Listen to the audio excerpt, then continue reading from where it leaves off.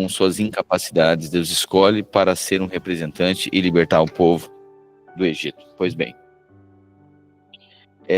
Deus então, por meio de Moisés, anuncia para Faraó deixar o povo ir, deixar o povo sair do Egito. Mas Faraó endurece o coração e Deus ainda dá a oportunidade de ele libertar o seu povo, de ele se redimir, mas não é isso que acontece.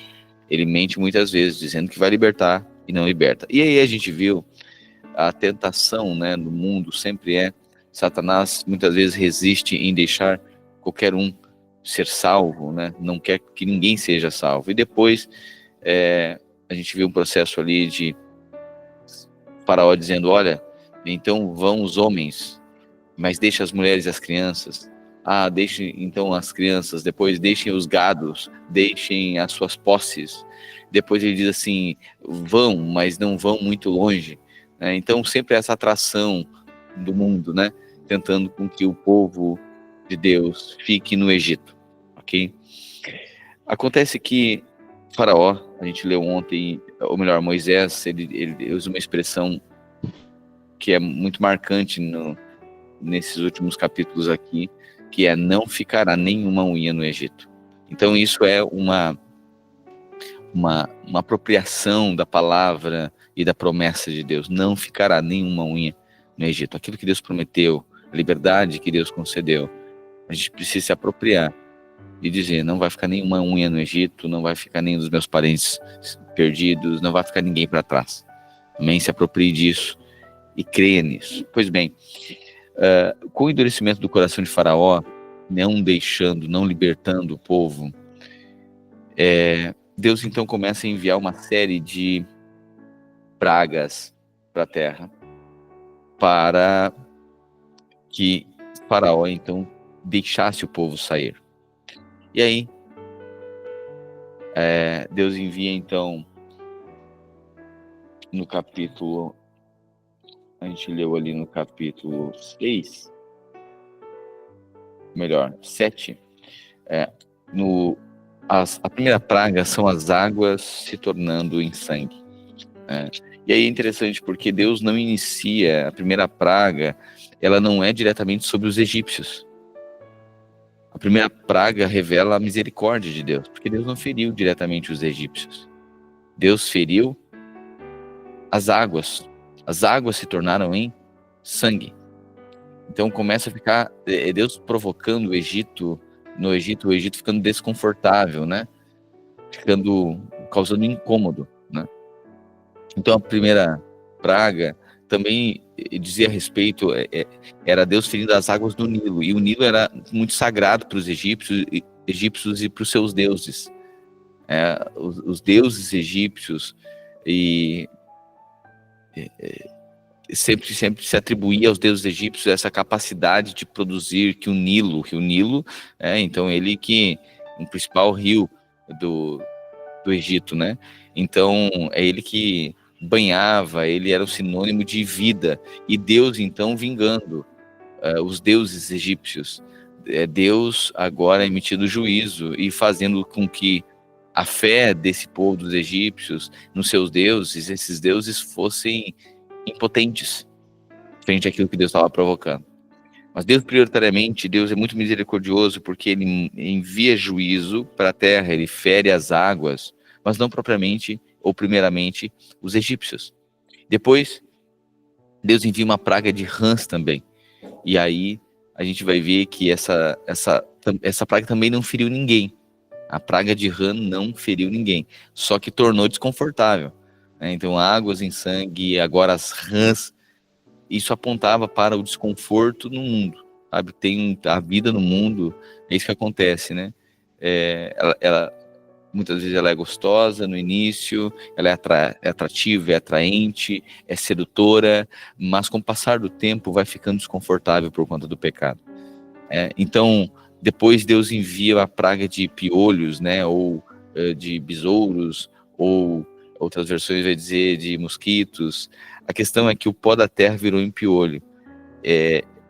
Isso aponta para a irritação. Então a gente vê uma sequência das 3 primeiras pragas, né? O sangue, as águas em sangue, rãs e piolhos. Então fala sobre morte, né? No mundo tem morte, depois tem as rãs, esse aborrecimento, né? Esse incômodo, e depois vem uma irritação. Né? Piolho aponta para isso, para uma irritação. E essa é a vida no mundo. Tem morte, começa a ficar desconfortável, provoca aborrecimento, e depois começa a ficar insustentável, é irritante viver no mundo. Depois, Deus envia então a quarta praga, as moscas, e depois a pestilência no gado, depois tumores, né, úlceras, tumores.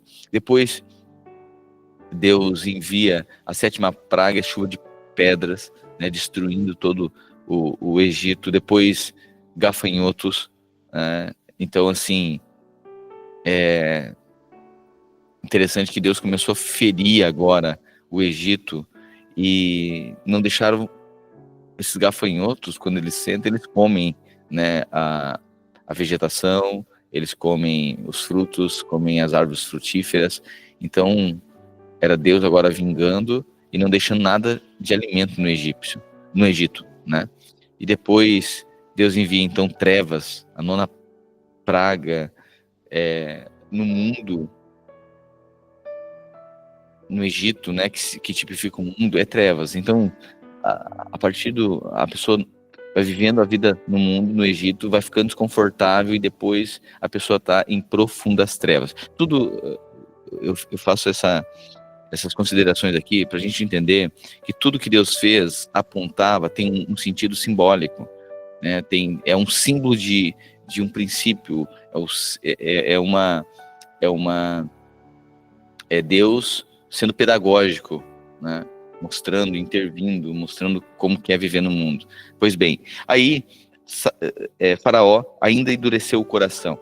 Pois bem, Deus então anuncia no capítulo 11, e chegamos aqui agora, a 10ª praga. Disse o Senhor a Moisés: ainda mais uma praga trarei sobre Faraó e sobre o Egito. Então vos deixará ir daqui. Quando vos deixar, é certo que vos expulsará totalmente. Fala agora aos ouvidos do povo que todo homem peça ao seu vizinho, e a toda mulher à sua vizinha, objetos de prata e de ouro.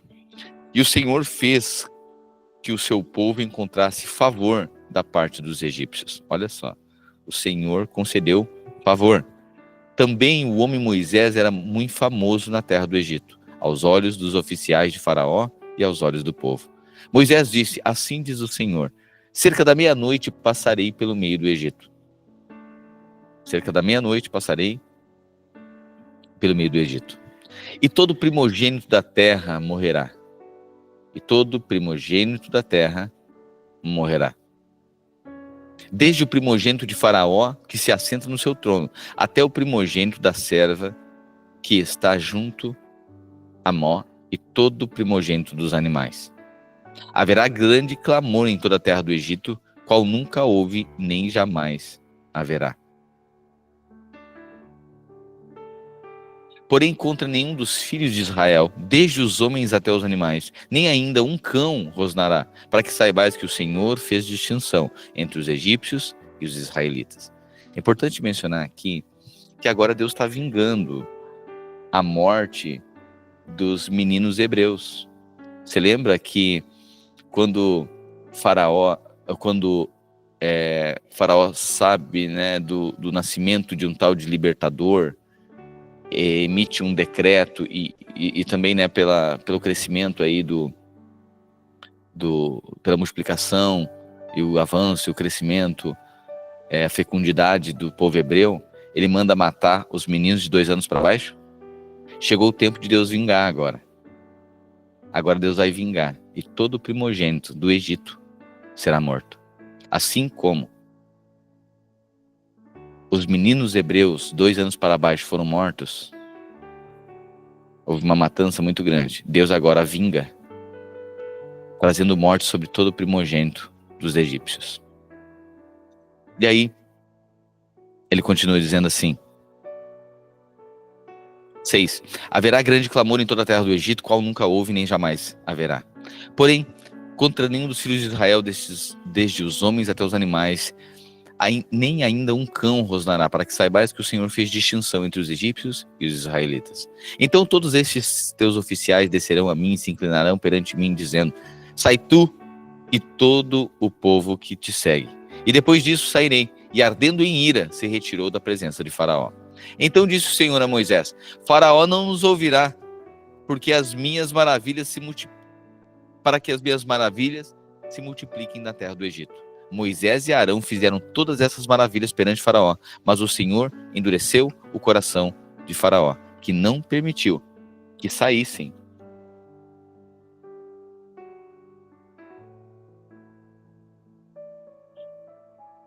E não permitiu que saíssem da sua terra os filhos de Israel.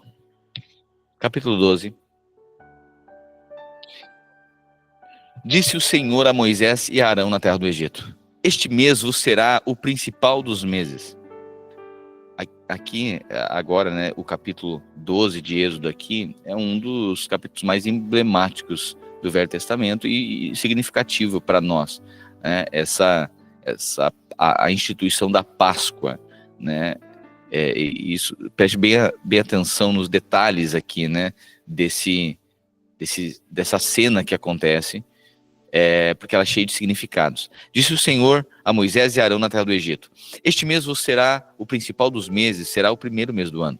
Falai a toda a congregação de Israel, dizendo: aos 10 deste mês, cada um tomará para si um cordeiro.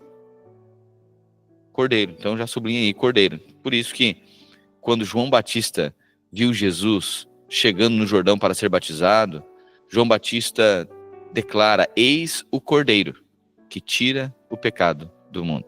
Então a gente vai ver sempre uma analogia apontando para Cristo. Quem é o cordeiro? Cristo. Então fala a toda a congregação de Israel: aos 10 deste mês, cada um tomará para si um Cristo, um cordeiro, segundo a casa dos pais, um cordeiro para cada família. Mas se a família for pequena para um cordeiro,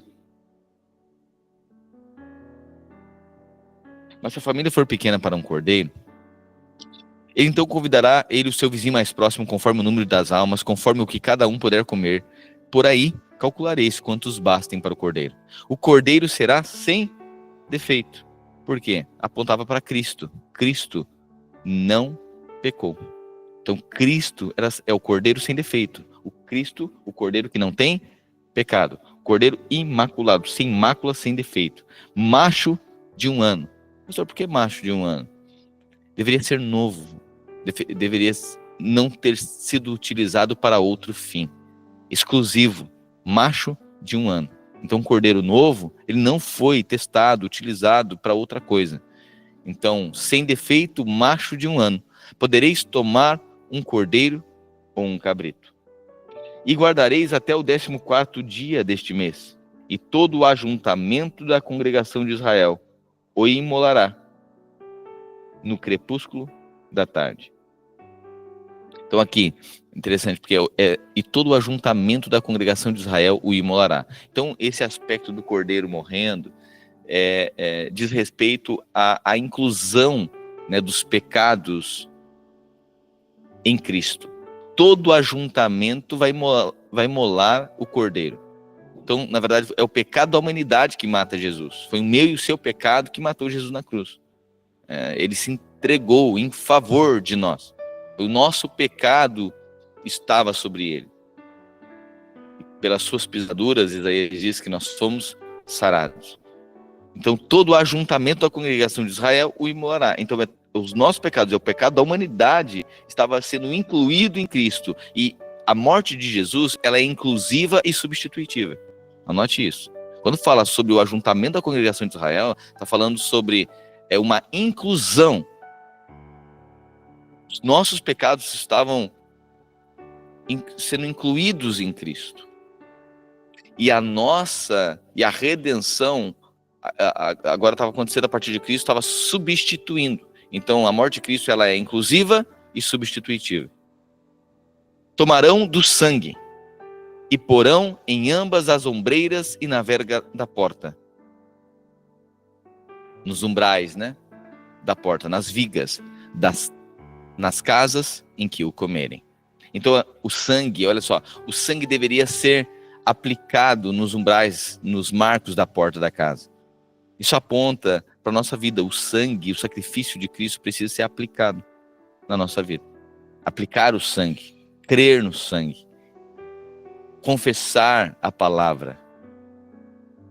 É aplicar. Nós devemos aplicar o evangelho na nossa vida. Aplicar a palavra, aplicar a fé. Amém? É uma fé traduzida à realidade, é uma fé concreta, é uma fé tangível, né? Naquela noite comerão a carne assada no fogo. A carne deveria ser assada no fogo. Isso fala sobre a ira de Deus. Por que a carne assada no fogo? Porque Cristo deveria receber sobre ele a ira de Deus. A gente precisa entender que a ira de Deus veio sobre Jesus. Por conta do pecado da humanidade, Deus estava irado. Deus estava irado com a humanidade por conta do pecado. Sabe, muita gente crê que até hoje que Deus está irado com eles, mas não faz sentido. No momento, muitas vezes, que a gente erra, a gente não recebe alguma coisa que a gente está querendo, ou a gente tem a consciência da culpa de algum equívoco ou erro que a gente cometeu, Satanás fica acusando, Deus está bravo com você. Sabe por que está acontecendo isso na tua vida? Porque Deus está irado contigo. Sabe, mas não faz sentido mais. Porque a ira de Deus veio sobre Jesus. Portanto, só sobrou uma coisa para nós, sobrou o perdão. Sobrou a redenção. Deus irou-se, estava irado, e toda a ira de Deus foi sobre Jesus, foi sobre o representante, o Cordeiro.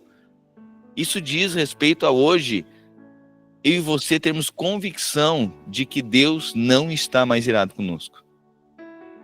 Eu e você fomos salvos do quê? Pastor, a gente foi salvo do diabo. A gente acha, né? Foi salvo do diabo. Da Chinfrolândia inteira. Mas na verdade, sabe por que nós fomos salvos? Nós fomos salvos de Deus. Que era Deus que estava irado. Eu e você fomos salvos de quê? De Deus. Da ira de Deus. Paulo vai falar isso. Fomos salvos da ira de Deus. Então a ira de Deus foi sobre Jesus.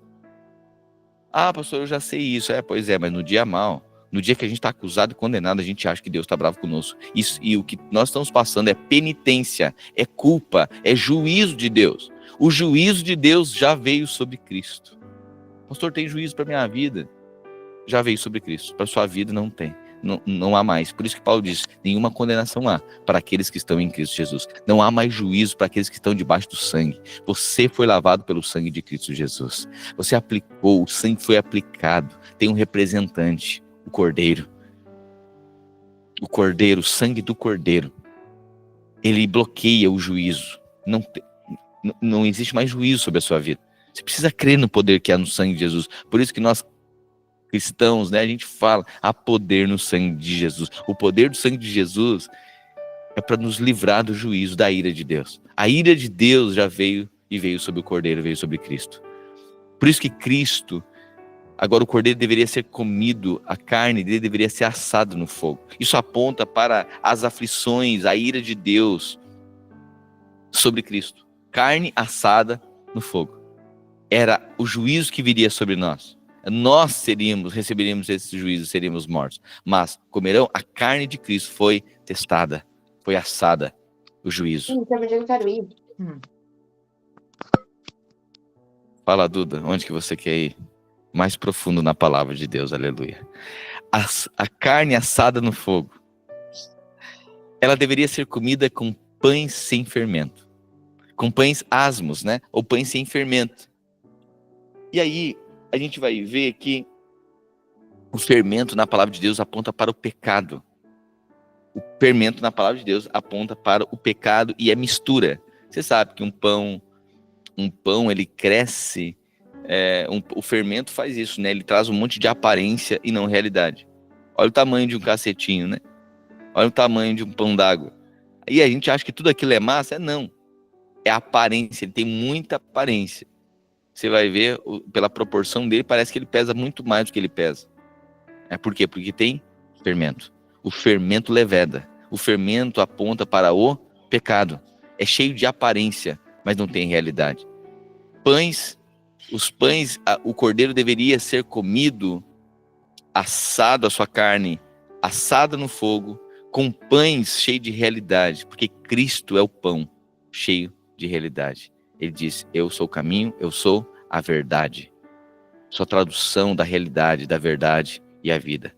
E ervas amargas comerão. Interessante que a instituição da Páscoa, olha só, carne assada no fogo. É tão interessante que Satanás sempre tenta criar uma agenda para corromper aquilo que é o verdadeiro sentido dos símbolos cristãos. A Páscoa é uma data determinante, né, no calendário judaico e nosso cristão, porque aponta para o sacrifício de Cristo na cruz. Interessante. É para comer cordeiro, carne assada. Hoje, o que não pode comer na Páscoa? O que as pessoas dizem? Não pode comer o quê? Não pode comer carne. Fala para mim. Você está entendendo? Não pode comer carne. Não, pelo contrário, deve comer carne de cordeiro. Para lembrar. Então, nessa Páscoa agora, cada um de nós pega um cordeiro. Faça lá um cordeiro, pega sua família. Vamos fazer isso. Talvez a gente faça no Garden, hein? Vamos pegar um cordeiro. Hã? Aleluia. Já tudo para nós vira comunhão, aleluia. Estamos aceitando. E a gente faz um cordeiro. Só que é interessante. Deveria ser comido com pães sem fermento. A Karen pode fazer um pão para nós aí, né, Karen? Um pãozinho sem fermento, aleluia. Aleluia. Pode deixar, pastor. Amém. Vamos fazer. Pães sem fermento, pães asmos, né? Nós comermos cordeiro com pão sem fermento. Só que olha só, devia comer ervas amargas. Ervas amargas. É para pegar o que, como são a chicória. Vamos lá, me ajuda aí. A chicória, a radite. Tem uma outra que é mais comum também, chicória, radite. Um outro nome comum que é parecido com isso. Agrião, rúcula. Rúcula. Isso aí, rúcula. Então, e aí é interessante porque, olha só, era para comer o cordeiro, era para comer carne. Aí hoje não pode mais comer carne. Aí é para comer pão sem fermento. E era para comer ervas amargas. Mas daí na Páscoa instituíram o quê? Tira a carne e coloca, ao invés de erva, coloca o quê? O chocolate. Tem que ser doce. Não. Você está entendendo? É para roubar a centralidade do evangelho. O mundo é anticristo. O mundo é anti-Deus, é anti-palavra. Então é tudo ao contrário. A gente deve perpetuar. Mas por quê, pastor, que eles deveriam comer ervas amargas? Para que o Deus estava instituindo a Páscoa para que eles lembrassem, as suas gerações lembrassem que eles, do tempo de aflição no Egito, que Deus os salvou de lá. O cordeiro os salvou da aflição do Egito. O cordeiro era um símbolo que Cristo seria morto para libertá-los da aflição do Egito, das ervas amargas, do tempo de amargura. Assim também, nós devemos lembrar do tempo de aflição que a gente tinha no mundo. Às vezes a gente esquece, né? A gente começa a comer chocolate, a gente começa a ter um monte de bênção, e às vezes a gente esquece da aflição que nós tínhamos no Egito. A gente deve lembrar. Mas não coma somente da erva, lembrando daquilo que você vivia no mundo. Coma a erva para lembrar daquilo que você vivia no mundo. Mas em seguida coma o cordeiro. Para que você lembre. E beba do sangue. Para que você lembre que o cordeiro tirou você da escravidão do Egito. Tem a ver com ele. O cordeiro, nosso salvador. Não comereis, no versículo 9, do animal nada cru, nem cozido em água, porém assado no fogo, a cabeça, as pernas e a fressura. Nada deixareis. Por quê? Porque o cordeiro deveria ser entregue de forma completa. Não comereis do animal cru, nem cozido em água, porém assado no fogo, a cabeça, as pernas e a fressura. Nada deixareis dele até pela manhã. O que porém ficar até pela manhã, queimá-lo-eis. Da mesma maneira comereis lombos cingidos, sandálias nos pés e cajado na mão. Olha só, desta maneira vocês vão comer. Como? Lombos cingidos, sandálias nos pés e cajado na mão. Vocês comerão à pressa, é a Páscoa do Senhor. Então, peraí. Eles deveriam instituir a Páscoa, comer o cordeiro, com pães sem fermento e com ervas amargas. E deveriam fazer isso vestidos, lombos cingidos, sandália nos pés, calçados e um cajado na mão. Por quê? Porque era o símbolo que eles estavam sendo libertos. Eles não ficariam ali, prontos. É a partida, é o início de um novo tempo. Você come da Páscoa, instantaneamente você sai do Egito. Quando você come de Cristo, você bebe do sangue e instantaneamente você é removido do Egito. Aleluia. A obra da cruz, a salvação é instantânea. Você come de Cristo, come do pão e bebe do cálice, o sangue do cordeiro. Você é salvo, é instantâneo. Essa é a Páscoa. Então, o que é Páscoa? No hebraico, Páscoa, então, é pachad. Passar sobre. Páscoa, circula aí, coloca o símbolo, né, da Páscoa, o significado é passar sobre. Pastor, mas por que passar sobre? Bom, versículo 12, olha o porquê. Porque naquela noite, esse é o passar sobre do Senhor, tá? No versículo 11. Essa é a Páscoa, o passar sobre do Senhor. Por quê? 12. Porque naquela noite passarei pela terra do Egito e ferirei na terra do Egito todos os primogênitos, desde os homens até os animais. Executarei juízo sobre todos os deuses do Egito. Eu sou o Senhor. Então, peraí. Então, o Senhor está dizendo que ele vai passar pela terra do Egito, ferindo de morte. Haverá morte, juízo. Mas a casa que tiver o sangue aplicado nas portas, ele vai passar sobre. Porque vem juízo sobre a terra. Mas a casa que tiver o sangue, ele passa sobre. Existe juízo, o juízo de Deus virá sobre a terra. Veio sobre Cristo. Quem tem o sangue aplicado na sua vida, a maldição não encontra mais lugar. A morte não tem mais domínio, porque nós estamos debaixo da graça de Cristo Jesus. A maldição não tem mais lugar na minha vida, e nem na sua vida. Você não, sabe, tem coisa que a gente diz, uma maldição, isso é um karma que eu carrego. Você vai ver que toda a religião, eu estava conversando ontem com a irmã Marilise, e aí a gente estava falando, né, sobre esse aspecto de toda religião vai colocar, tem uma penitência, e o homem precisa fazer algo para merecer algo melhor, ou tem que se contentar porque na vida anterior ele foi coisa horrível. Então o homem, a religião vai apresentar um caminho que o homem precisa melhorar para merecer alguma coisa de Deus. Mas só o evangelho diz, ele fez por você. O juízo agora que viria sobre você, não virá mais, porque veio sobre o cordeiro.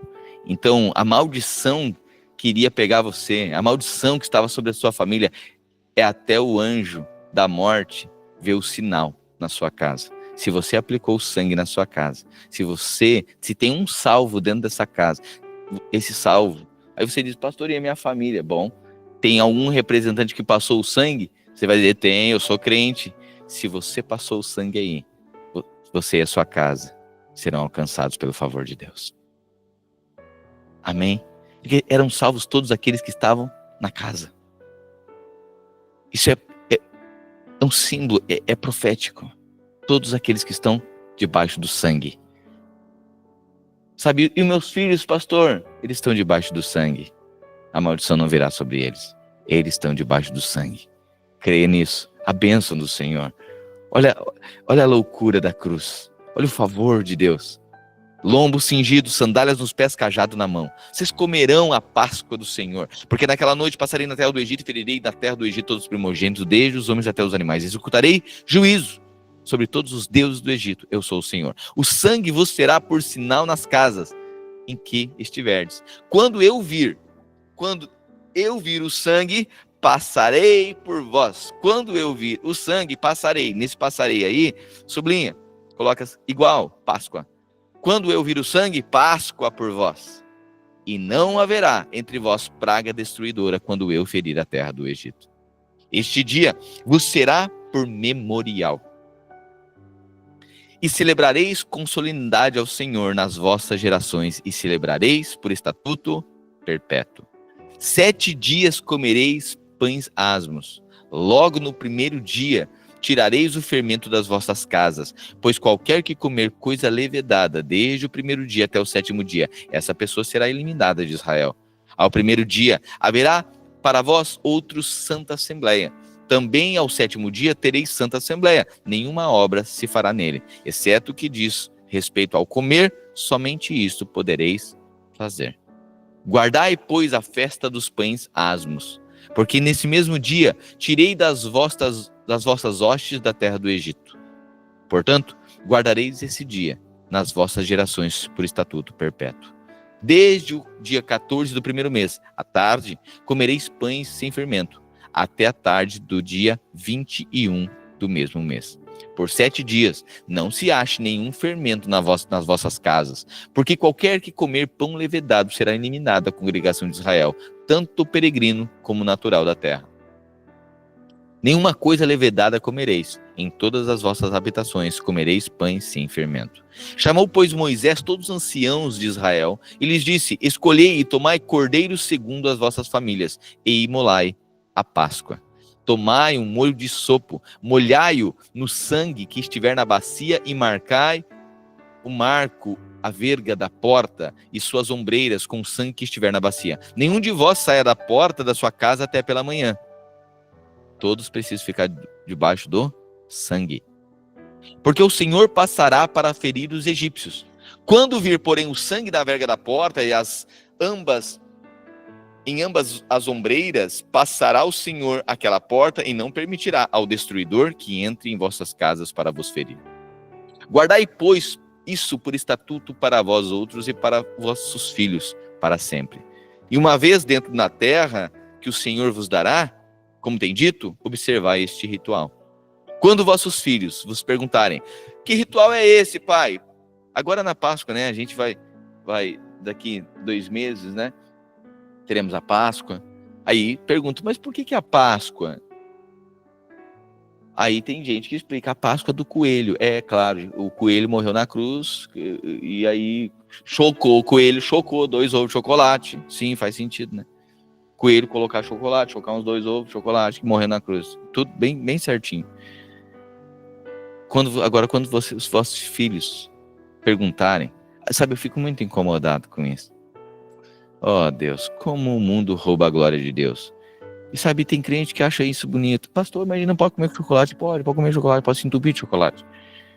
Mas o seguinte, fala a verdade, o verdadeiro sentido da Páscoa. Você é cristão, nós perpetuamos a verdade. Nós estamos aqui como sal da terra e luz do mundo. Nós estamos aqui para preservar dessa podridão, dessa mentira. O mundo vive em mentira. Tá vendo? É levedado, é cheio de aparência sem realidade. Quando vossos filhos perguntarem: que é isso, pai? Que é a Páscoa? Vocês responderão: é o sacrifício da Páscoa do Senhor, meu filho.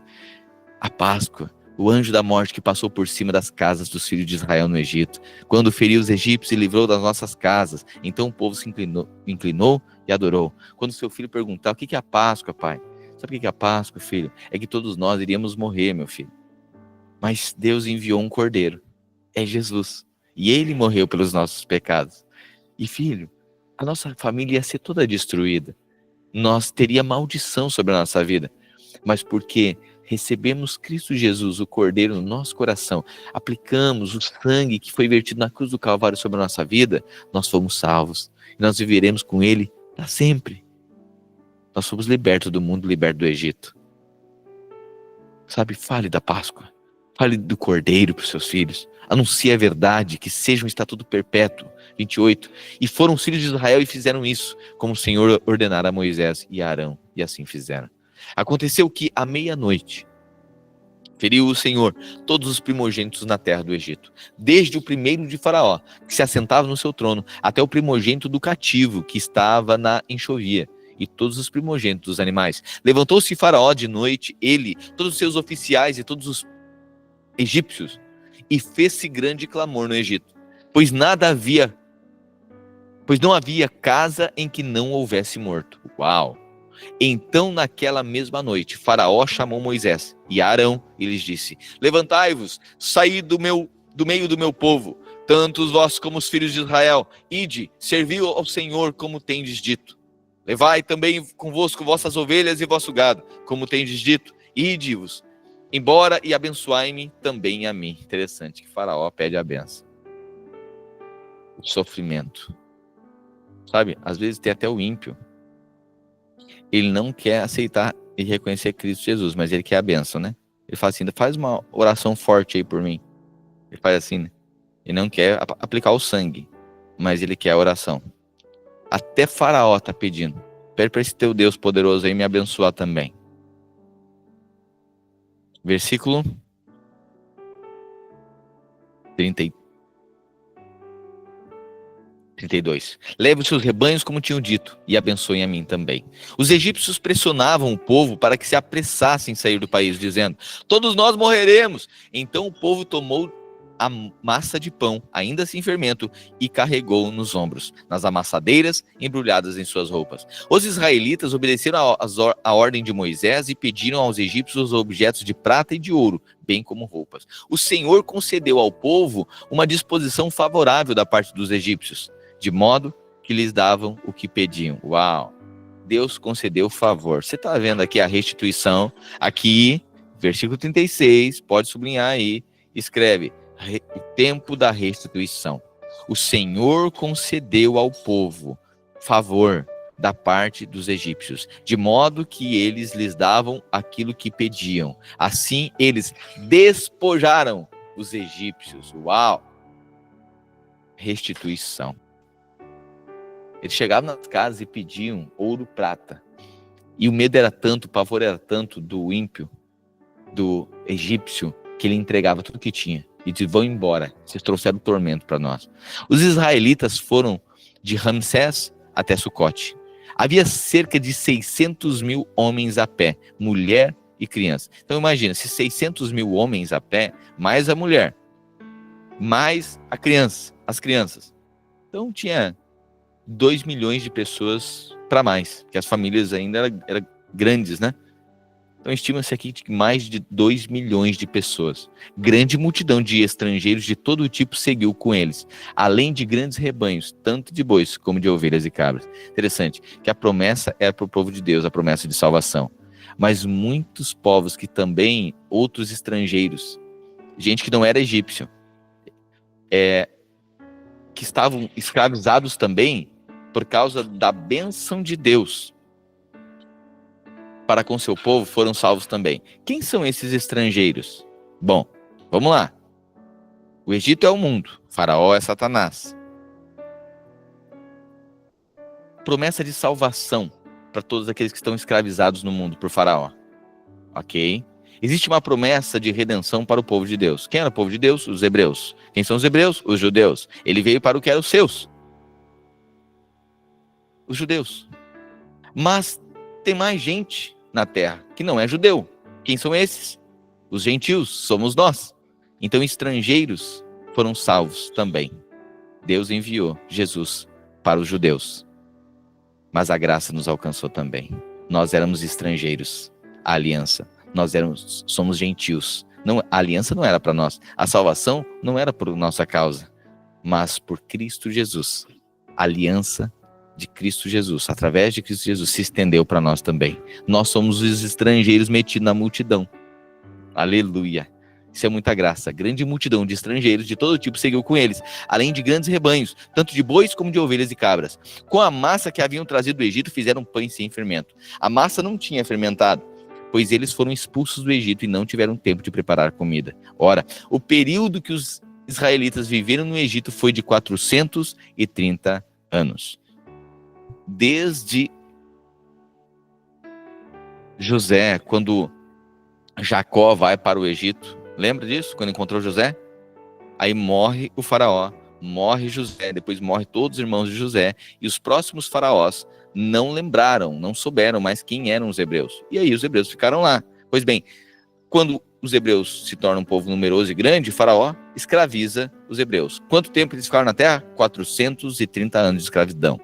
Todos os exércitos do Senhor saíram do Egito. Assim como o Senhor passou em vigília aquela noite para tirar do Egito os israelitas, estes também devem passar em vigília essa mesma noite, para honrar o Senhor por todas as suas gerações. Disse o Senhor a Moisés e Arão: estas são as leis da Páscoa, nenhum estrangeiro poderá comê-la. O escravo comprado poderá comer da Páscoa, depois de circuncidado. Só come da Páscoa quem estiver debaixo da aliança. Mas o residente temporário e o trabalhador contratado dela não comerão. Vocês a comerão numa só casa. Não leve nenhum pedaço de carne para fora da casa, nem quebre nenhum dos ossos. Toda a comunidade de Israel terá que celebrar a Páscoa. Qualquer estrangeiro residente entre vocês que o Senhor terá que circuncidar todos os do sexo masculino da sua família. Então poderá participar como natural da terra. Nenhum incircunciso poderá participar. Ou seja, não vai ser salvo. Não será salvo quem não for circuncidado. A circuncisão não é mais na carne, a circuncisão é no coração, é pela fé. Então todos que serão salvos precisarão ser circuncidados no coração, precisarão crer. Não será salvo aquele que não crer. A mesma lei se aplicará ao natural da terra e ao estrangeiro residente. Todos os israelitas fizeram como o Senhor tinha ordenado a Moisés e a Arão. No mesmo dia o Senhor tirou os israelitas do Egito. Quando tirou? No outro dia? Uma semana depois. Lembra que Faraó é amanhã, né? Quando tu quer liberdade para o teu povo? Quando que tu quer que as pragas cessem? O que Faraó dizia? Amanhã. Mas aqueles... Interessante. A promessa de Faraó, ele sempre perpetua, né? Sempre é amanhã. Mas a salvação, aqueles que aplicam sangue, eu falei, é instantânea. É hoje mesmo. Estará comigo no paraíso. Hoje, naquele mesmo dia, o Senhor tirou os israelitas do Egito, organizados segundo as suas tribos. Aleluia. Hoje mesmo. Essa é a graça do Evangelho.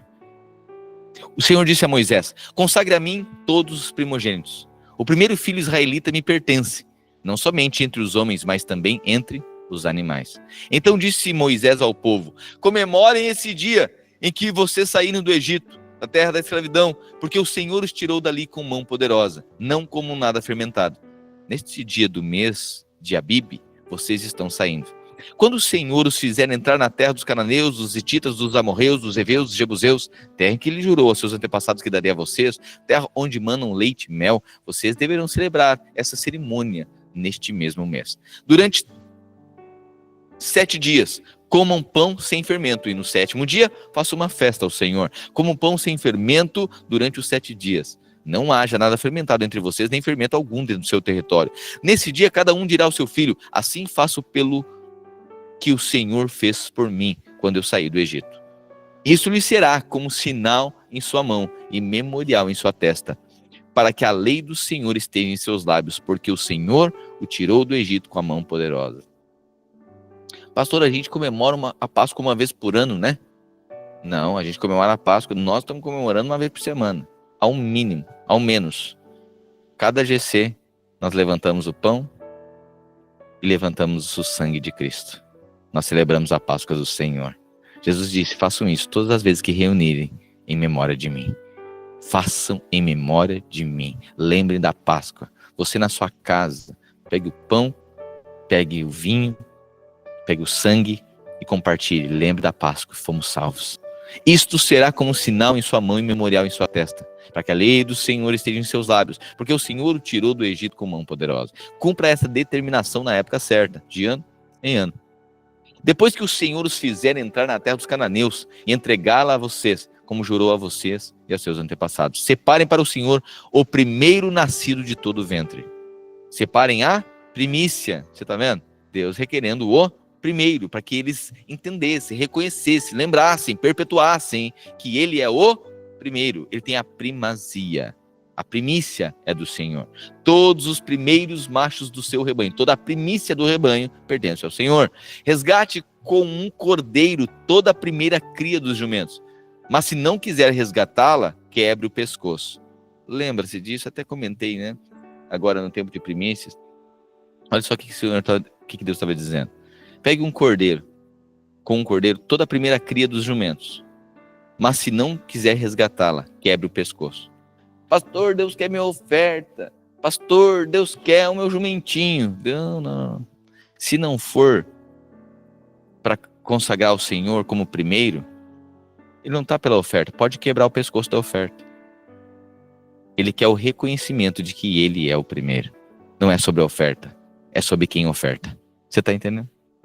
Não é sobre a oferta, é sobre o ofertante. Tanto é que ele estava dizendo, pega o jumento. Não, mas eu não vou entregar o jumento. Bom, então pode quebrar o pescoço. Porque Deus não precisa do jumento. Deus quer saber quem está ofertando. Amém. Para que a gente não ache que a gente está ajudando Deus. Às vezes a gente tem um conceito errado, que a gente está ajudando, vou ajudar a Deus, né? Vou ofertar, vou dizimar, para ajudar a Deus. Não está precisando de ajuda. Ele é dono de todas as coisas. Não diz respeito à oferta, diz respeito ao ofertante. Amém? Então não... E é interessante, né? Não é sobre a sobra. Né? Porque a sobra não é o primeiro. É sobre ser o primeiro. Isso é um princípio espiritual. Eu faço isso há anos. Há anos. Ajo assim, com esse entendimento certo. Lembra de Abel e Caim? Caim entregou uma oferta. Mas era no fim de uns tempos. Mas Abel entregou das primícias. Sabe, eu tenho visto irmãos fazerem isso. Eu particularmente faço isso também. Todo o recurso, sempre há uma distribuição de lucros da empresa. No nosso empreendimento, sempre foi assim. Eu sempre pedi nos empreendimentos que tinha, no momento que ia fazer a compartilhamento de lucro, eu dizia, já tira na fonte, já separa o dízimo, primeiro. Antes de qualquer coisa, antes de pagar a luz, antes de pagar outras coisas. E é óbvio que nós devemos ser responsáveis por tudo. Mas o primeiro, porque ali é o lucro. Então, assim, o primeiro é do Senhor. Isso é um princípio espiritual, é o primeiro, ele tem a primazia. Porque senão, vira boleto na nossa cabeça. E irmão, se a gente não tem revelação das coisas, tudo vira peso. É um boleto para pagar. A gente fica traumatizado. A gente faz contribuições como ofertas de primícias, a gente faz contribuições como dízimo, mas se não for o primeiro e aquilo no nosso coração com alegria, nem dá, nem devolve. Por quê? Porque não é o primeiro, que é com tristeza, Deus ama quem dá com alegria, Deus ama aquele quem o reconhece como primeiro. E a pior coisa é que daí a gente fica traumatizado, né?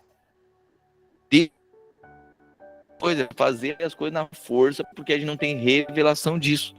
Mas está aqui. O primeiro nascido de todo ventre, todos os primeiros machos dos seus rebanhos pertencem ao Senhor. Então nós somos dizimistas, por quê? Nós aqui. Nós somos dizimistas, ofertantes, nós somos uma igreja com realidade. Daqueles que reconhecem o Senhor como o primeiro. Não é sobre a oferta, é sobre o ofertante. Mas a oferta denota, traduz o coração do ofertante. Sim ou não? A oferta de Abel demonstrava o coração dele? A oferta de Caim demonstrou o coração dele também? Também. Você está entendendo? Então, a maneira que nós vivemos, aquilo que nós ofertamos, demonstra o nosso coração. Resgate como um cordeiro. Com um cordeiro, toda a primeira cria dos jumentos, mas se não quiser resgatá-lo, quebra o pescoço. 14. No futuro, quando seus filhos perguntarem, o que significa isso, pai? Diga, não o Senhor nos tirou do Egito, da terra da escravidão. Quando resistiu e recusou deixar-nos ir, perdão, o Senhor matou todos os primogênitos do Egito, tanto de homens como de animais. Por isso sacrificamos ao Senhor os primeiros machos de todo o ventre e resgatamos os nossos primogênitos. Aleluia. Olha o símbolo aqui, né? Isto será como um sinal em sua mão e marca em sua testa, de que o Senhor nos tirou do Egito com mão poderosa. Uau! Isso será um sinal em sua mão e a marca em sua testa. Interessante. Porque a marca da besta vai ser na mão e na testa. a centralidade do homem. Porque qual é a marca da besta? 666, do homem para o homem e pelo homem. 666. Tem gente até que apelida, né? Uns amigos de 333. Esse aí é o 333, por quê? Porque é meio besta. Mas é outra pregação. Agora, 666 é o homem pelo homem para o homem. Não, apelidos, você não pode chamar, não vai fazer bullying gospel, tá? Chamar uns irmãos aí de 333. Mas olha só, agora que eu tô percebendo isso aqui. Isto será um sinal em sua mão e a marca em sua testa.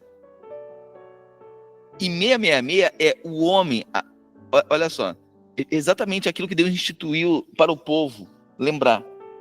Que Deus o tirou com mão poderosa. E na testa, por quê? Para que ele se lembre da mão poderosa do Senhor. Mas 666 é a marca que será impressa na testa ou na mão. Por quê? Porque aí é o homem, é o governo do anticristo, é o homem com a mão poderosa, lembrando que eles devem se submeter ao governo do anticristo. Você está vendo que tira a centralidade de Cristo. A gente precisa entender que Satanás copia tudo. Copia tudo. E ele rouba a glória. Copia tudo e rouba a glória. Exatamente isso que está sendo feito.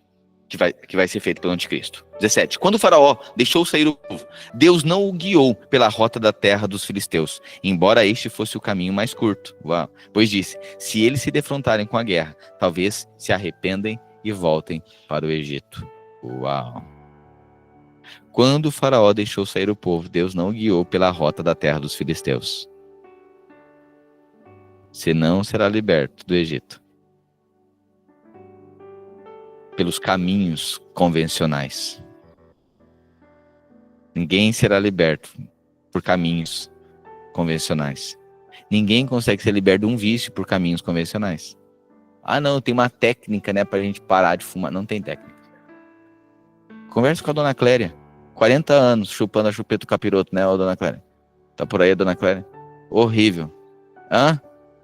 Mas e aí? É por caminho convencional? Não, não é técnica de filisteu. Não é. Jesus disse, eu sou o caminho. Eis que abrirei caminho no deserto. Ele vai estabelecer uma maneira sobrenatural. Alguém vai dizer o seguinte, não foi por técnica, não foi por um curso, não foi. Deus fez. Abriu um caminho sobrenatural. Foi liberto, é sobrenatural. Não foi pelos caminhos convencionais dos filisteus. Aleluia. Aleluia. Assim o Senhor fez o povo dar a volta pelo deserto, seguindo o caminho que leva ao Mar Vermelho. Os israelitas saíram do Egito preparados para lutar. Moisés levou os ossos de José, porque José havia feito os filhos de Israel prestarem um juramento, quando disse, Deus certamente virá em auxílio de vocês, levem então os meus ossos daqui. Os israelitas partiram de Sucote e acamparam em Etã, junto ao deserto. Durante o dia o Senhor ia adiante deles numa coluna na nuvem, para guiá-los no caminho, e de noite numa coluna de fogo. Uau! Sabe o que é isso? É favor. À noite, no deserto, é muito frio. E lá o Senhor estava como uma coluna, que iluminava e os aquecia. E durante o dia, é muito calor, mas uma nuvem estava sobre eles. Eles se moviam, olha só, para iluminar. E assim podiam caminhar de dia e de noite. Sabe uma coisa? Durante o dia. Durante o tempo que há luz, a revelação, ele está sobre você. A nuvem da graça e do favor de Deus sobre você. E durante a noite, ele está lá como uma coluna. Nas temporadas mais difíceis, ele está lá para iluminar você. Na temporada mais difícil, ele está lá, de dia e de noite. Aí sabe o que virou? A nuvem aponta para o Espírito Santo. Sabe o que virou na vida dos hebreus? Tudo virou dia. Que a noite tinha coluna de fogo, virou dia também. Sabe o que é isso? É que sempre haverá revelação na sua vida. Porque agora o Espírito Santo foi impresso em você. Sempre será dia na sua vida. Você não andará mais em trevas. Sobre você, a vida, a revelação. Aleluia. Aleluia. A coluna de nuvem não se afastava do povo de dia, nem a coluna de fogo de noite. Aleluia. O Espírito Santo não se apartará de você. Disse o Senhor a Moisés: diz aos israelitas que mudem o rumo e acampem perto de Pi-Airote, entre Migdol e o mar. Acampem à beira-mar defronte a Baal-Zefon. O faraó pensará que os israelitas estão vagando confusos, cercados pelo deserto. Então endurecerei o coração do faraó e ele os perseguirá. Todavia eu serei glorificado por meio do faraó e de todo o seu exército. E os egípcios saberão que eu sou o Senhor. E assim fizeram os israelitas. Contaram ao rei do Egito que o povo havia fugido. Então o faraó e os seus conselheiros mudaram de ideia e disseram: o que foi que fizemos? Deixamos os israelitas sair e perderemos os nossos escravos. Então o faraó mandou aprontar a sua carruagem e levou consigo o seu exército. Levou todos os carros de guerra do Egito, inclusive 600 dos melhores destes carros, cada um com um oficial no seu comando. O Senhor endureceu o coração do faraó, rei do Egito, e este perseguiu os israelitas que marchavam triunfantemente.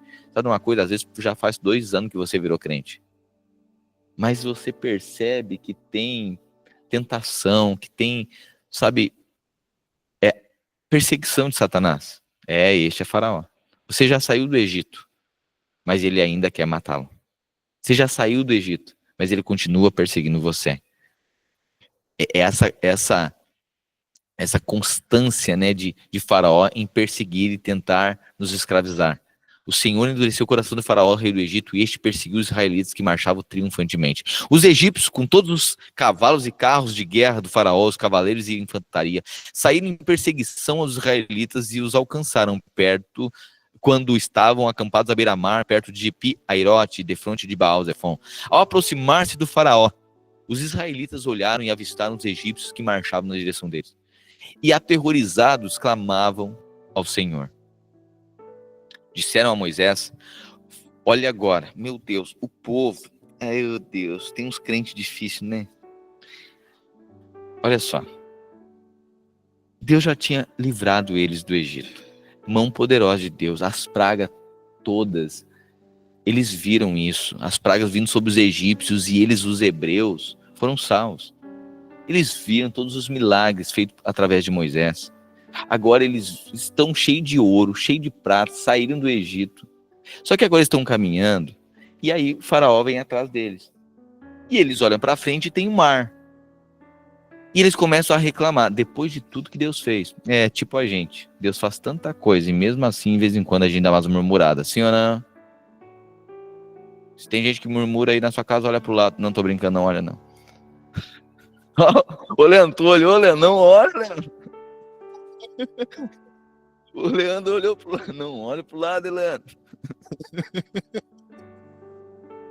Oh, Deus.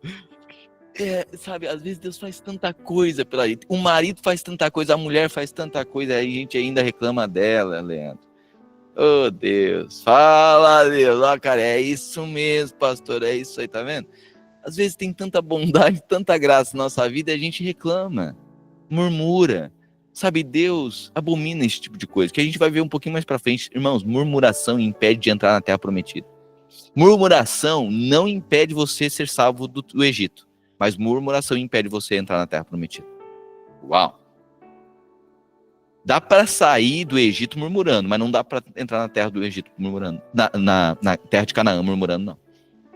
Murmuração, sabe? Pessoa que está sempre se queixando. Olha só, porque Deus não fez, porque olha que dificuldade, porque não tá. A centralidade da murmuração é a pessoa, não é Cristo.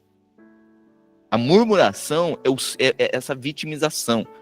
Olha o que fizeram comigo, olha o que estão fazendo. Eles falam para Moisés: ô Moisés, tá faltando cemitério lá no Egito para tu trazer nós para o deserto para morrer aqui?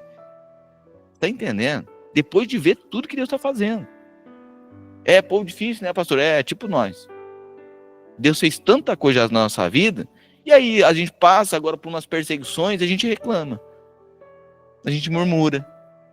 A gente quer abandonar Deus, que Deus não fez, não supriu a nossa expectativa. Faz sentido? O que fez conosco, tirando-nos de lá? 12. Já não lhe tínhamos dito no Egito: deixe-nos em paz, seremos escravos dos egípcios. Tá interessante. Tá entendendo? Um povo medíocre, com a mentalidade. Sabe qual é o maior problema, irmão? É quando a gente sai do Egito, mas o Egito não sai da gente. Tem gente que saiu do mundo, mas o mundo não saiu dele. Tem gente que agora ele tá em crise, mas ele continua em crise. Agora o povo dele, os irmãos dele tem uma família, os irmãos dele são a família dele são os seus irmãos em Cristo, né? Mas o Egito, a mentalidade do mérito, a mentalidade da condenação, da culpa, da vida medíocre, da vida mais ou menos, é melhor a segurança do Egito, porque no Egito nós temos cebola. Deus chama, sabe, um caminho agora de dependência nele e de fé. Mas a gente prefere o 1000 pila garantido do que a promessa de 10 que Deus deu. Porque o 10 é pela fé. E o 1000 é sendo escravo.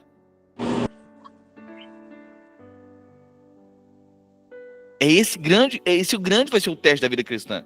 Ok, mas aí tem 1000 que a gente está lá por medo. Eu só estou fazendo uma analogia, ok? Você entendeu, né? Ou melhor, você está conhecendo, né? Discernindo isso. Uma analogia. Às vezes a gente se contenta com pouca coisa para não ficar sozinho. Se eu não relacionar com esse boy ou com essa tisga aqui, é a chance da minha vida. Mas é do Egito. Isso aí é egípcio. Não, mas a carência é tão grande que aceita relacionar com o egípcio. Que aceita ficar vivendo de cebola. E não desfrutar de uma terra que manda leite e mel. Que a carência e o medo governam. Isso é escravidão de Faraó. Faraó escraviza. Aí o medo de viver pela fé, o medo de crer, o medo de arriscar em alguma coisa. Por quê? Porque a gente prefere essa segurança. Ok, mas Deus é tão bom que usa um Moisés para nos libertar disso e nos conduz, né? Para esse lugar. Agora, é interessante que essa murmuração e o desejo pela segurança do Egito impede-nos de entrar na Terra Prometida. Mas eu e você não somos escravos do Egito, não. Ex-escravos do Egito, não. Nós somos a geração de Josué que vai herdar a Terra Prometida. Amém? A geração de Moisés foi cheia de murmuração, mas tem uma geração que é a geração de Josué. Eu e você somos a geração de Josué, aqueles que vão herdar a Terra Prometida. Aproximar-se, ou melhor, 13. Moisés respondeu ao povo: não tenham medo. O que ele diz? Não tenham medo. Tá vendo que é uma questão de fé? Não tenham medo. Fiquem firmes e vejam o livramento que o Senhor lhes trará hoje, porque vocês nunca mais verão os egípcios que hoje vocês veem. Aleluia. O Senhor lutará por vocês. Tão somente acalmem-se. Disse o Senhor então a Moisés: por que você está clamando a mim? Diga aos israelitas que sigam avante. Uau! Sabe, tem coisa que Deus já falou, tem palavra que Deus já falou, e a gente está orando ainda. Estou orando, buscando a resposta de Deus. Deus diz: só vai, filho. Só segue adiante. Vai, abre essa empresa que precisa abrir. Abre esse MEI que está para abrir 3 anos e não abriu o MEI ainda. Que esse é o ano. Abre o teu empreendimento, começa a empreender, começa a vender pela internet, faz alguma coisa, se apropria disso, vai. Estou orando para ver, Deus já falou. Ele fará coisa nova, abrirá caminho no deserto e rio no ermo. Amém. Se aproprie disso. Deus disse para Moisés: Moisés, o que tu está clamando a mim? Diga aos israelitas que sigam avante. Outras versões da Bíblia aí vai dizer: diga que marchem, né? A versão mais pentecostal. Erga sua vara e estenda a mão sobre o mar, e as águas se divirão para que os israelitas atravessem o mar em terra seca. Eu, porém, endurecerei o coração dos egípcios, e eles o perseguirão. Eu serei glorificado, olha agora, e serei glorificado com a derrota do faraó e todo o seu exército, com seus carros de guerra e seus cavaleiros. Então agora, o coração de faraó, Deus havia endurecido o coração de faraó e de todos os egípcios, para mostrar a sua glória. Os egípcios saberão que eu sou o Senhor. Pastor, mas por que isso? Sim, porque os egípcios acreditavam nos seus deuses. Os egípcios era muita idolatria. Tanto é que o Nilo era um deus, o rio Nilo, né? Então ele começa ferindo as águas do Nilo. Agora ele conclui a vingança de Deus derrotando, destruindo o Egito, a soberba do Egito, o desprezo para com ele, para com Deus. Os egípcios saberão que eu sou o Senhor quando eu for glorificado com a derrota de Faraó, com os carros de guerra e seus cavaleiros. A seguir, o anjo de Deus, que ia à frente dos exércitos de Israel, retirou-se, colocando-se atrás deles. A coluna de nuvem também saiu da frente deles e se pôs atrás, entre os egípcios e os israelitas. A nuvem trouxe trevas para um e luz para outro. Sabe? Eu mencionei isso antes, né? A cruz, ela é bênção para uns e maldição para outros. Ela é juízo para alguns e salvação para outros. Tá vendo? A nuvem trouxe trevas para um e luz para outro. Então, alguém cheio do Espírito Santo, ele é luz, redenção para alguns, e ele é problema para outros. O mundo odeia, de modo que os egípcios não puderam aproximar-se dos israelitas durante toda a noite. Então, Moisés estendeu a mão sobre o mar, e o Senhor afastou o mar e tornou em terra seca, com um forte vento oriental, que soprou toda aquela noite e as águas se dividiram. E os israelitas atravessaram pelo meio do mar em terra seca, tendo uma parede de água à direita e outra à esquerda. Os egípcios os perseguiram, e todos os cavalos, carros de guerra e cavaleiros do faraó foram atrás deles até o meio do mar. No fim da madrugada, do alto da coluna de fogo e de nuvem, o Senhor viu o exército dos egípcios e o pôs em confusão. Fez que as rodas dos seus carros começassem a soltar-se, de forma que tinham dificuldades em conduzi-los. E os egípcios gritaram: vamos fugir dos israelitas, o Senhor está lutando por eles contra o Egito. Mas o Senhor disse a Moisés: estenda a mão sobre o mar, para que as águas voltem sobre os egípcios, sobre os seus carros de guerra e sobre os seus cavaleiros. Moisés estendeu a mão sobre o mar, e ao raiar do dia, o mar voltou ao seu lugar. Quando os egípcios estavam fugindo, foram de encontro às águas, e o Senhor os lançou ao mar. As águas voltaram e encobriram os seus carros de guerra e os seus cavaleiros. Todo o exército do faraó, que havia perseguido os israelitas mar adentro, ninguém sobreviveu. Mas os israelitas atravessaram o mar pisando em terra seca, tendo a parede de água à direita e outra à esquerda. Sabe o que é agora os hebreus passando pelo mar? Isso simboliza a saída do Egito, passando pelo mar, passando pelas águas, é o batismo. Aqui Deus batizou 2 milhões de pessoas. Eles passaram pelas águas. Quem crê e for batizado, será salvo. Deus batizou no deserto mais de 2 milhões de pessoas uma vez só. Pastor, eu já vi batismo grande. Os nossos é pequenininho, né? Mas Deus lá no deserto batizou 2 milhões de pessoas. Eles passaram pelas águas.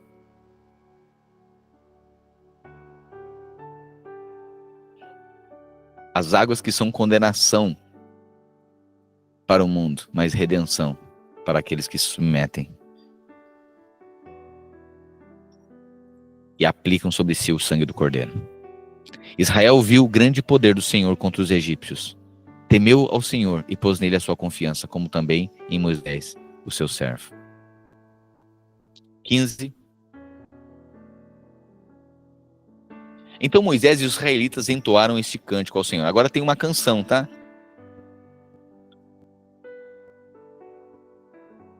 Cantarei ao Senhor, pois triunfou gloriosamente. Lançou ao mar o cavalo e o seu cavaleiro.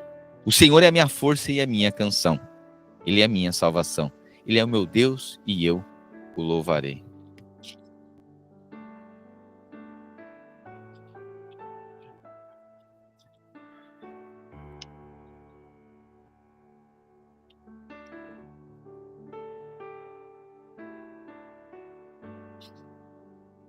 Irmãos, com uma licença aqui, só quero ver uma coisa.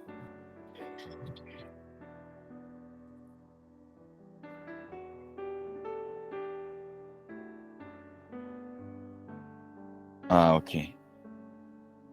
Ok. Eu só fui comparar aqui no Salmo 90. O Salmo 90 é o Salmo de Moisés, né? Moisés escreveu um salmo, é o de número 90, tá? E aí eu fui fazer uma comparação aqui com o cântico. Depois eu vou meditar um pouco mais nisso aqui.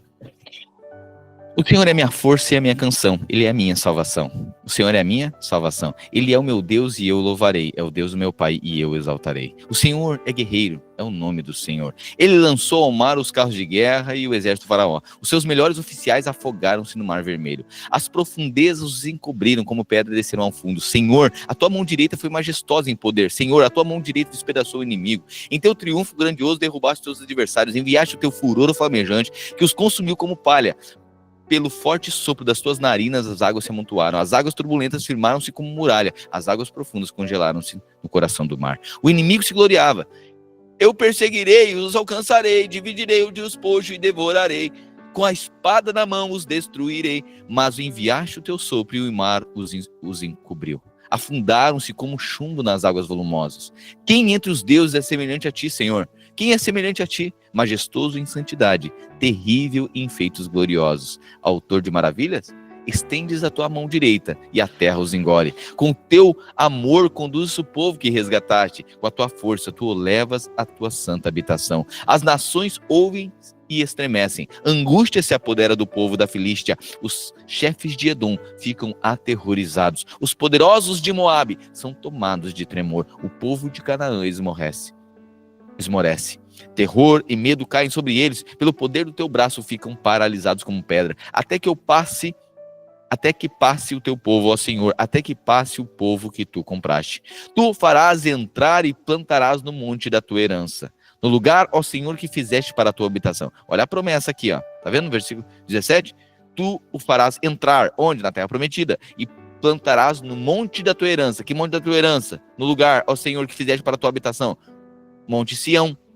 No santuário, ó Senhor, que tuas mãos estabeleceram. O Senhor reinará eternamente. Quando os cavalos, os carros de guerra, os cavaleiros do faraó entraram no mar, o Senhor fez que as águas do mar se voltassem sobre eles. Mas os israelitas atravessaram o mar pisando em terra seca. Então Miriam, a profetisa, irmã de Arão, pegou um tamborim. E todas as mulheres a seguiram, tocando tamborins e dançando. Então começou aqui uma pagodeira, gospel, aleluia. E Miriam lhe respondia, cantando: cantem ao Senhor, pois triunfou gloriosamente, lançou ao mar o cavalo e o seu cavaleiro. Depois Moisés conduziu Israel desde o Mar Vermelho até o deserto de Sur. Durante 3 dias caminharam no deserto sem encontrar água. Então, olha só. Depois Moisés conduziu Israel desde o Mar Vermelho, passaram pelo Mar Vermelho, ok? Então foi descrito aqui, batizados, até o deserto de Sur. Durante 3 dias caminharam no deserto e não encontraram água. O povo todo, sem água. Então chegaram a Mara. Mas não puderam beber as águas de lá porque eram amargas. Esta é a razão porque o lugar chama-se Mara. Mara significa amarga. E o povo começou a reclamar a Moisés, dizendo: o que nós vamos beber agora? Moisés clamou ao Senhor e ele lhe indicou um arbusto. Ele o lançou na água e esta se tornou boa. Em Mara, o Senhor lhe deu leis e ordenanças e os colocou à prova. Interessante. Moisés clamou ao Senhor. Ele indicou um arbusto, uma madeira. Moisés pegou a madeira e jogou na água. Sabe o que é isso? Você foi batizado. Você recebeu a Cristo, você foi salvo. E agora, aquilo que era amargo na sua vida, o madeiro tornará doce. Quando a cruz toca na sua vida, tudo que era amargo vai se tornar doce agora. Aleluia. As águas deixaram de ser amargas. O tempo de sofrimento, de amargura, acabou. Declare isso, se aproprie disso. Chegou o tempo da doçura. O evangelho, a cruz toca na sua vida. E a água agora tornará a ser doce. E o Senhor os colocou à prova, dizendo, 26, se vocês derem atenção ao Senhor, ao seu Deus, fizerem o que ele aprova, se derem ouvido aos seus mandamentos e obedecerem a todos os seus decretos, não trarei sobre vocês nenhuma das doenças que eu trouxe sobre os egípcios, pois eu sou o Senhor que os cura. Depois chegaram a Elim, onde havia 12 fontes de água e 70 palmeiras, e acamparam ali junto àquelas águas. 16, e final agora. Toda a comunidade de Israel partiu de Elim e chegou ao deserto de Sim, que fica entre Elim e o Sinai. Foi no 15º dia do 2º mês depois que saíram do Egito. No deserto, toda a comunidade de Israel reclamou a Moisés e Arão. Disseram-lhe os israelitas: quem dera a mão do Senhor nos tivesse matado no Egito. Lá nós sentávamos ao redor das panelas de carne e comíamos pão à vontade. Mas vocês nos trouxeram a esse deserto para fazer morrer de fome toda essa multidão. Tá, meu Deus do céu. Reclamação, murmuração o tempo inteiro. Você tá vendo? Murmuraram porque não tinha água. Murmuraram que tinha o Mar Vermelho à frente. Eles disseram, trouxe a gente para morrer aqui. Depois vamos morrer de sede porque não tem água. Tá, e agora? Agora eles não têm o que comer. A gente tá com fome. Interessante, né? A gente com fome também fica bravo, começa a murmurar, sim ou não? Tem uns irmãos aqui, sim. E nós tá com fome que o pastor cabe esse devocional para não comer, senão vão amaldiçoar a geração do pastor também. Disseram-lhe os israelitas: quem dera a mão do Senhor nos tivesse matado no Egito. Disse, porém, o Senhor a Moisés, versículo 4: eu lhes farei chover pão do céu. Aleluia. Ah, não cai do céu, se precisar cai. Ah, no deserto. Ah, esse negócio, não cai do céu, mas se precisar cai. Disse, porém, o Senhor a Moisés: eu lhes farei chover pão do céu. O povo sairá e recolherá diariamente a porção necessária para aquele dia. Com isso, os porei à prova para ver se seguem ou não as minhas instruções. No 6º dia trarão para ser preparados o dobro do que recolhem nos outros dias. Por que o dobro? Porque o 7º era descanso, o 7º ninguém ia recolher. O 7º não podia trabalhar, era descanso. Então no 6º traz o dobro. Irmãos, nós estamos no 5º ano como igreja em Porto Alegre. O 5º é o ano dos primeiros frutos. O 6º ano é o ano da bênção tríplice. O 6º ano, o ano que vem, será o ano da bênção tríplice, que é provisão para o 6º ano, para o 7º, que é o ano do descanso, e é semente para o 8º ano, o primeiro ano do 2º ciclo. Nós estamos no 5º. Esse ano, prepare-se, nós como igreja, existe uma unção que é derramada sobre nós, como igreja. Todas as outras a gente já experimentou, né? Do haja luz, da aliança, do trabalho árduo no 2º ano, da aliança sendo testada, né? A consagração, ano da pureza, Deus passando fogo nesse 2024, passamos fogo, aleluia, mas não fomos consumidos, aleluia. Mas tudo que tinha em nós foi consumido, que não era puro, foi consumido. Deus acabou com tudo, deixou puro, aleluia. Só temos o Senhor. E agora, seja bem-vindo ao ano dos primeiros frutos. Aleluia. No 6º dia trarão para ser preparado o dobro do que recolhe nos outros dias. Assim Moisés e Arão disseram a todos os israelitas: ao entardecer vocês saberão que foi o Senhor quem os tirou do Egito. E amanhã cedo verão a glória do Senhor. Irmão, eu acho tanta humildade de Moisés aqui, por isso que ele é, sabe, o homem que andou, né, por fé, né? Sabe, Moisés e é paciência, a paciência também, né? Olha esse povo reclamando o tempo inteiro. E olha só, vocês receberão o maná e aí vocês vão saber que foi o Senhor que tirou do Egito. Não, porque tudo que aconteceu não deu para perceber ainda. É muita paciência, né? Oh Deus, dá-nos o fruto do Espírito. O fruto do Espírito é paciência. Essa paciência hoje nós herdamos através do Espírito. Amém? É um fruto, aleluia. Assim, Moisés e Arão disseram a todos os israelitas: ao entardecer vocês saberão que foi o Senhor que tirou do Egito. E amanhã cedo verão a glória do Senhor, porque o Senhor ouviu a queixa de vocês contra ele. Quem somos nós para que vocês reclamem a nós? Disse ainda Moisés: o Senhor lhes dará carne para comer ao entardecer e pão à vontade pela manhã. Irmãos, é entrevero, é carne e pão, é o pãozinho com o picadinho, aleluia, entrever no deserto. Estamos aceitando. Disse ainda Moisés: o Senhor lhes dará carne para comer ao entardecer e pão à vontade pela manhã, porque ele ouviu as suas queixas contra ele. Quem somos nós? Vocês não estão reclamando de nós, mas do Senhor. Uau! Porque o irmão não fez, porque o pastor não é isso, porque o líder não é aquilo, porque esse coisa. Não está reclamando do irmão, está reclamando do Senhor. Enquanto Arão falava a toda a comunidade, Todos olharam em direção ao deserto, e a glória do Senhor apareceu numa nuvem. E o Senhor disse a Moisés: ouvi as queixas dos israelitas, responda-lhes que, ao pôr do sol, vocês comerão carne, e ao amanhecer se fartarão de pão. Uau! Assim saberão que eu sou o Senhor. No final da tarde apareceram codornas, que cobriram o lugar onde estavam acampados. Ao amanhecer, havia uma camada de orvalho ao redor do acampamento. Depois que o orvalho secou, flocos finos, semelhantes à geada, estavam sobre a superfície do deserto. Quando os israelitas viram aquilo, começaram a perguntar uns aos outros: que é isso?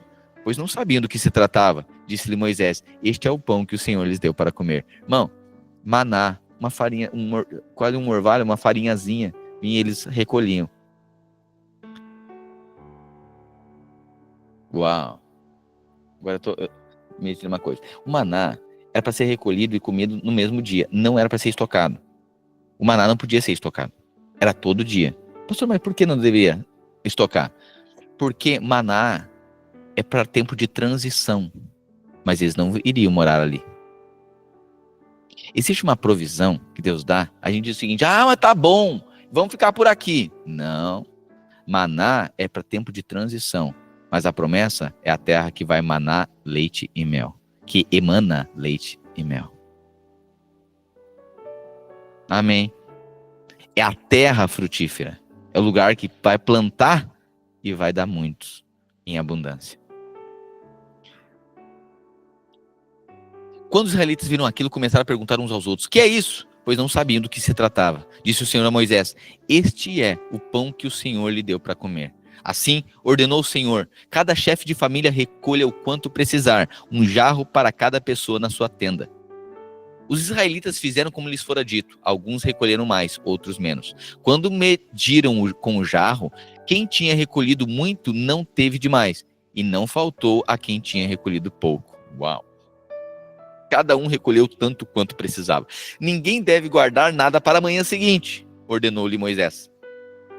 Todavia, alguns deles não deram atenção. Sempre tem, né? Não deram atenção a Moisés e guardaram um pouco até a manhã seguinte. A gente gosta de fazer um estoque para não precisar de Deus amanhã, né? Mas aquilo criou bicho e começou a cheirar mal. Por isso Moisés irou-se contra eles. Cada manhã, todos recolhiam o quanto precisavam. Pois quando o sol esquentava, aquilo se derretia. Sabe por quê? Olha só, irmãos. Deus estava dizendo: nós temos uma relação. Todos os dias vocês vão lembrar que dependem de mim. E todos os dias eu mandarei. Não vai faltar. Não precisa fazer estoque. Oh, como temos aprendido nesses últimos anos, irmãos. A gente ama fazer estoque. Porque estoque não precisa depender de Deus. Mas a promessa é. E não é só de maná e codorna. É uma terra que tem leite e mel. Aleluia. Não vai faltar. A consciência não pode ser da falta. Tem que ser a convicção da sobra. Uau. Terra prometida é abundância. Cada manhã todos recolhiam quanto precisavam, pois quando o sol esquentava, aquilo se derretia. No sexto dia recolheram o dobro, com 2 jarros para cada pessoa. Os líderes da comunidade foram contar isso a Moisés. Quando que lhes explicou: foi isso que o Senhor ordenou. Amanhã será dia de descanso, sábado consagrado ao Senhor. Assem e cozinhem o que quiserem. Guardem o que sobrar até a manhã seguinte. E eles o guardaram até a manhã seguinte, como Moisés tinha ordenado, e não cheirou mal, nem criou bicho. Uau! O Senhor disse: não, do sexto dia daí é para guardar, do sexto somente, ok? Porque era para o sábado, para o dia do descanso, e esse não cheirou mal. Como no hoje, disse Moisés: pois hoje é sábado do Senhor, hoje vocês não encontrarão no terreno. Durante 6 dias vocês poderão recolhê-lo, mas no 7º sábado nada acharão. Apesar disso, alguns deles saíram no 7º dia para recolhê-lo, mas não encontraram nada. Então o Senhor disse a Moisés: até quando vocês se recusarão a obedecer os meus mandamentos e as minhas instruções? Veja que o Senhor lhes deu o sábado, e por isso, no 6º dia, ele lhes dá pão para 2 dias. No 7º, fiquem todos onde estiverem, ninguém deve sair. Então o povo descansou no 7º dia. O povo de Israel chamou maná aquele pão. Lembra que nós pregamos no ano passado a manadeira? Que a gente gosta de dar uma manadinha?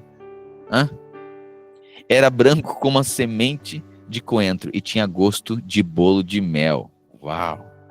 Disse Moisés: O Senhor ordenou-lhes que recolham um jarro de maná e guardem-no para as futuras gerações. O que tinha dentro da arca? Maná. Aleluia. Para que vejam o pão que lhes dei no deserto, quando os tirei do Egito. Então Moisés disse a Arão: ponha numa vasilha a medida de um jarro de maná e coloque diante do Senhor, para que seja conservado para as futuras gerações. Em obediência ao que o Senhor tinha ordenado a Moisés, Arão colocou o maná junto às tábuas da aliança para ali ser guardado. Os israelitas comeram maná durante 40 anos. Meu Deus, cacetinho de manhã, cacetinho de tarde, torrada de noite. Não aguentava mais. Até chegar a uma terra habitável. Comeram maná até chegar nas fronteiras de Canaã. Aleluia. Amém? Amém. Amém. Senhor, nós te agradecemos pela tua palavra revelada. O sentido, ó Deus, que nos conduz a verdade. Esse pão sem fermento, Deus. Esse pão, ó Deus, vazio de aparência, mas cheio de realidade. Esse pão, ó Deus, puro. Ó Deus, torna a nossa vida uma tradução daquilo que é puro. Não é uma vida misturada, não é uma vida, ó Deus, com tudo aquilo que o mundo oferece como adereço, Deus. Nossa vida seja esse pão asmo, sem adereço, sem aquilo que pode comprometer a pureza da tua palavra na nossa vida. O Senhor nos basta, a tua graça nos basta. O Senhor é suficiente. O pão é suficiente. A tua palavra é suficiente. Ó Deus, não precisamos fazer estoque. Ó Deus, leva o nosso coração, a nossa vida ao lugar, ó Deus, de dependência do Senhor, e essa convicção de que o Senhor preparou o dia da manhã, o dia de amanhã está garantido.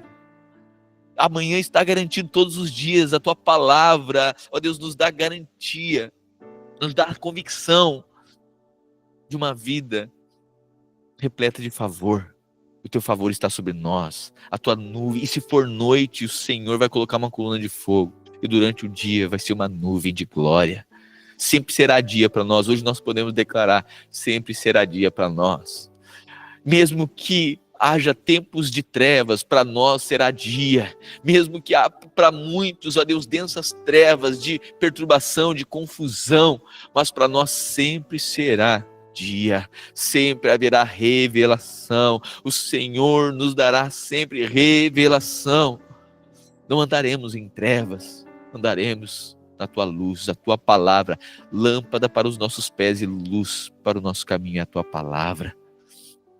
Ó Jesus, nos dê convicção no nosso coração, nos faça perceber que existe uma vida abundante para nós, uma vida confiada ao Senhor. Ó Deus, perdoa-nos a nossa incredulidade. Muitas vezes queremos estocar maná para não depender do Senhor. Mas a tua palavra, ó Deus, ela nos dá convicção, nos enche de certeza. A fé é o firme fundamento das coisas que não vimos, mas a certeza das coisas que a gente espera. E essa fé, ó Deus, na promessa que o Senhor nos coloca diante de uma terra que mana leite e mel. Nós oramos e cremos nessa palavra, a certeza daquilo que não vimos, mas esperamos no Senhor. Amém, amém e amém. Amém, queridos. Estamos agora diante da terra prometida. Passamos o Mar Vermelho. Agora vai ter o Jordão. É um outro batismo. Nós veremos nos capítulos seguintes agora o batismo no Jordão. Está chegando o batismo no Espírito Santo. Aleluia. Batismo no Mar Vermelho é o batismo nas águas. Mas no Jordão é o batismo no Espírito Santo. É a aliança. Amém? É a circuncidão desse povo que não tinha sido circuncidado. Agora vai ter uma aliança. E aqueles que estão aliançados e circuncidados no coração, debaixo do sangue, que passaram pelo Mar Vermelho, esses herdarão a terra prometida. Graça e paz, uma boa tarde para você. Nos encontramos amanhã, ao meio-dia. Graça e paz. E nós continuamos aqui no monte, alguns de nós aqui em Terra de Areia. A gente está aqui, começamos a preparar aqui, limpar o terreno, vamos baixar aí alguns eucaliptos, fazer os postes para subir a rede trifásica aqui, e também já começando a preparar aí para pro Summer 20, né? Dia 25 e 26, agora de janeiro, vai ter um esquenta do acampamento de verão, né? Acampamento de verão nos dias do carnaval, você já sabe. A gente vai fazer um esquenta aí, um Summer 20. E aí, jovens e o Sub-20, o Sobre-20 também, a geração de Moisés e de Josué, é nós, aleluia. Tá? Então vai ser uma vigília, vai ser um tempo de oração, vai ser um tempo de compartilhamento, e os jovens que ficarem acordados, vai ter uma coluna de fogo para nós durante a noite também, aleluia. Aleluia. Durante o dia vai ter nuvem, e durante a noite uma coluna de fogo, e nós vamos virar a madrugada aí, na luz da palavra do Senhor. Amém? Graça e paz. Nos encontramos amanhã. Abraço, queridos. Tchau, pai. Tchau, filha. Cadê você? Não tô vendo você. Amém, queridos. Amém. Ali, tô vendo, linda. Coração pra você. Coração pra você. Karen, Bruno, André, Ricardo, Luciane, Clair. Os irmãos, abraço pra você. Marionice. Deixa eu ver quem mais tá por aqui. Aqui. Tô conseguindo ver aqui não agora. Como é que tá a lista aqui? Ah, agora abriu a lista. Boa tarde, pastor. Boa tarde, Bruno. Clair. Alessandra, Alessandro, Ana Laura, Ana Luísa, Andréia, Andréia, Andrié.